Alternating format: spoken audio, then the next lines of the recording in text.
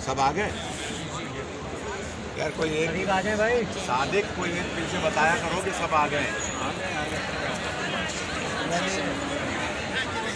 हम इस वक्त बाबेली पर हैं। मौलाना साहब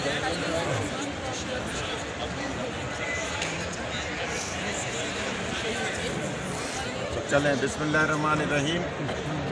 हम जिस इलाके में खड़े हैं वो है महल्ला बनी हाशिम, यानी बनी हाशिम जो हज़रत अदनान से लेकर और हज़रत हुजूर पाक तक जो बनी हाशिम के मकानात थे वो सब यहाँ पर थे।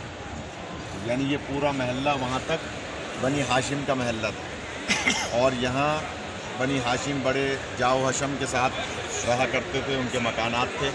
और जहाँ हम खड़े हैं यहाँ पर भी जनाब अबू तालिब का एक मकान था जो मौला अली के नाम था, इसीलिए इस बाब का नाम देख रहे हैं आप लिखा हुआ है दरवाजे पे।